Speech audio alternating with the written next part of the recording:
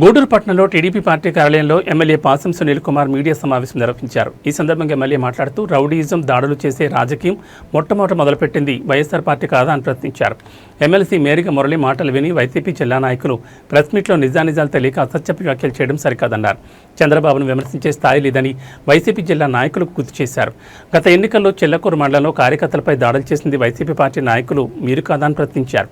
TDP కార్యకర్తలపై దాడులకు పాల్పడితే ఎంత దూరమైనా రావడానికి సిద్ధమని తెలిపారు. ఈ కార్యక్రమంలో టీడీపీ నాయకులు, కార్యకర్తలు పెద్ద ఎత్తున పాల్గొన్నారు. పోలీసులపై అగ్నిష్గా స్టేట్మెంట్ ఇచ్చిన విషయాన్ని గుర్తు చేస్తున్నాం. మళ్ళీ దాంట్లో మొహం లేదు. అధికార పార్టీ ఎమ్మెల్యేలు ఎవరు కూడా పోలీసు పైన స్టేట్మెంట్ నేను ఇచ్చాను. ఎందుకంటే ఇది నా గూడూరు, నన్ను గెలిపించారు నమ్మి. నా వాళ్ళ కోసం నేను ఖచ్చితంగా ఈ స్టేట్మెంట్ ఇవ్వాల్సిందే. నేను మళ్ళీ చెప్తున్నా, బ్రదర్ మీ సునీల్ కుమార్ ఏమి ఊరికే చెవులో పువ్వు పెట్టుకోలేదు బ్రదర్. చిన్నప్పుడు ఎన్ని చూసాం, చాలా చూసాం. ఇవన్నీ మీకు కొత్తగా వచ్చు, మా కొత్త కాదు. ఏంటి నీ ఇష్ట ప్రకారం ఆరోపణలు చేస్తే సునీల్ కుమార్ ఏందో గూడూరు ప్రజలకు అంతా తెలుసు, నియోజకవర్గం ప్రజలకు అంతా తెలుసు. ఎస్సీ నేనే తొక్కేసేది బాబు. ఈరోజు సునీల్ కుమార్ వచ్చిన తర్వాత ఎస్సీ, ఎస్టీ, బీసీ, మైనార్టీ నాయకత్వాలని ఈరోజు ప్రోత్సహిస్తున్నా. ప్రతి దగ్గర సెకండ్ క్యాడర్ని నేను నిలుపుతున్నా. ఈరోజు నిలిపాను కాబట్టే నా గెలుపు సునాయాసం అయింది. నేను మళ్ళీ చెప్తున్నా, ఈరోజు రౌడీజాన్ని ప్రోత్సహించే పరిస్థితి మాది కాదని చెప్పి నేను తెలియజేస్తున్నా. అట్లాగే ఇప్పుడు ఎన్ని చెప్తున్నా, ఇవన్నీ ప్రశ్న కూడా అడగండి. ఇవేం చేసామా, మేము చేసుకున్నామా, లేదా వాళ్ళు చేశారా? ఎవరు రౌడీజాన్ని గూడూరులో ఎవరు వచ్చినప్పుడు ఉంటే రౌడీజం ఉంది? ఏ ఎలక్షన్లో రౌడీజం మొదలైంది చెప్పని చెప్పి నేను తెలియజేస్తున్నాను. అట్లాగే గతంలో ఉన్న డిఎస్పీ పక్కాగా ఎవరైనా ఉంటే రే ఎవరికి పుట్టేవరా, ఏ కులానికి పుట్టేవరా అంటే మాలో మధ్యతరగతి రెడ్డిస్ ఉన్నారు. మా పార్టీలో అందరూ కూడా కష్టపడి పనిచేశారు. వాళ్ళ కృషి కూడా నాకు గెలుపు.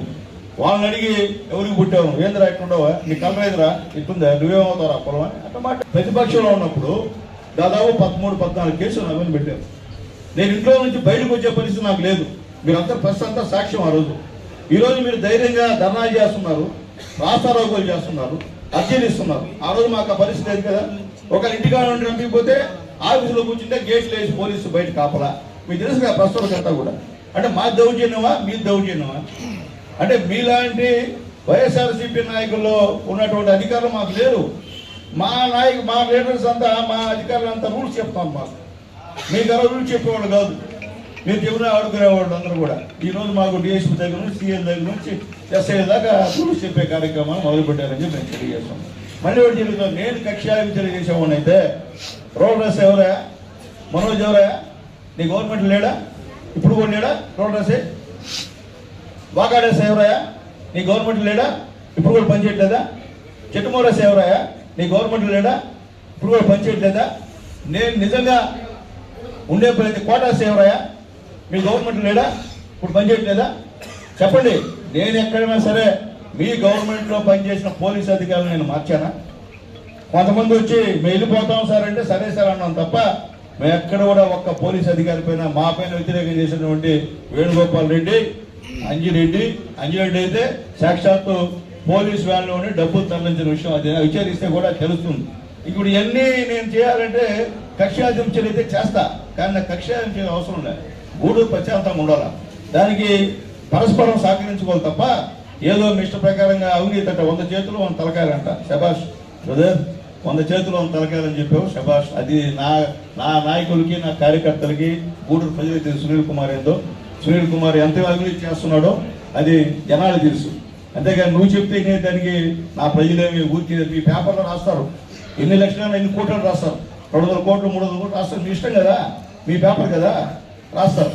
కానీ వాస్తవ పరిస్థితి మాకు తెలుసు, మా కార్యాలయం తెలుసు అని చెప్పి నేను తెలియజేస్తున్నాను. ఈరోజు నా కాన్స్టిట్యూన్సీలో వచ్చిన ఏ ఒక్క అధికారి దగ్గర కూడా అర్ధ న్యాయ పైసా కూడా తీసుకొని ఎమ్మెల్యే ఉన్నాడంటే అది నీ గూడూరు ఎమ్మెల్యే అని చెప్పి నేను తెలియజేస్తున్నాను. వ్యక్తిగత దోషణలు, వ్యక్తిగత కక్ష సాధింపులు మనకు అవసరం లేదు. ఎమ్మెల్సీ గారు, నీకు నాకు ఆయుస్తగాదాలు లేవు, నీకు నాకు వ్యక్తిగత కక్షలు లేవు. ఏదో రాజకీయంగా మాట్లాడుకుందాం, నీ పార్టీ ఇది, నా పార్టీ ఇది మాట్లాడుకుందాం. చెప్పండి, గూడూరు మండలంలో తప్పుడు కేసు పెట్టానా? గూడూరు టౌన్లో తప్పుడు కేసు పెట్టానా? ఎంతసేపటికి ఏమొచ్చినా చిలకూరు ఎందుకు? చిలకూరులో రాక్షసులు ఉన్నారు ఆయన. నీకు మురళి గారు మీకు చెప్తాను ఏనండి, మీరు నమ్మతో ఎంత తేలిక మనుషులు కదా వాళ్ళు. నిన్ను కూడా నమ్మేస్తారు వాళ్ళు, గుర్తుపెట్టుకొని నమ్మేశారు. కాబట్టి నేను చెప్తున్నా. కాబట్టి మన ఉండే వాళ్ళకి ఊరికే పేరుకి మీరు ఇన్ఛార్జి కాబట్టి నేను ఆ రోజు ఎమ్మెల్యే కాబట్టి నాతో ఉండేవారు. వ్యక్తిగతంగా మన ఉంటే పడదు ఆయన వాళ్ళకి. దాంట్లో మొహమాటం లేదు నాయన, అర్థం చేసుకో, నిన్ను కూడా ముంచేస్తాను. రేపు ఎలక్షన్లో లేదు తెలుగుదేశం పార్టీకి వెళ్తున్నాను, నీతో రోజు నా సాయంత్రం నీ పక్కనే ఉంటారు, నా సోదరు నా పక్కన వచ్చేస్తాను. ఈరోజు చెప్తున్నాను మళ్ళీ అందరికీ, వాళ్ళని నేను పార్టీలో చేర్చుకోలేదు కాబట్టి ఇవన్నీ కూడా చేసుకొని ఉంటే ఏం ఉండవు, మీరు కూడా ఊరికి పోయే పరిస్థితి ఉండదు. కాబట్టి మళ్ళీ మర్చిపోయిన కుమారస్వామి రెడ్డి గారు పాపం ఎస్సీ సర్పంచ్ పెట్టాడు మామూలు 40 లక్షల రూపాయలు మొత్తం అవినీతి చేశారు. ఎక్కడ పైప్ లైన్ లేదు, వర్కులు లేవు, మొత్తం ఎంక్వైరీ జరిగింది, డిపిఓ ఆఫీస్ చేశారు. దానిపైన కొత్తగా ఆయన దయ వల్ల ఈ అమ్మాయికి చెక్ పవర్ పోయింది, ఎస్సీ మహిళకి. అంటే ఇప్పుడు కూడా మీరు ఎస్సీని మీకు అడ్డం పెట్టుకొని దొబ్బుతినేది మీరు, ఆ చెక్ పవర్ పోయేది మా వాళ్ళకి, నాయకుడు మీరు. నిజంగా మీకు కక్ష కట్టి నేను కక్ష సాధించాలంటే నీ పైన కేసు పెట్టినా చెప్పు, కేసు పెట్టించాను మీ పైన నేను. కాబట్టి ఒకటే నేను చెప్పేది ఒకటే, కుమారస్వామి రెడ్డి గారు కూడా ఇది మంచి పద్ధతి కాదు.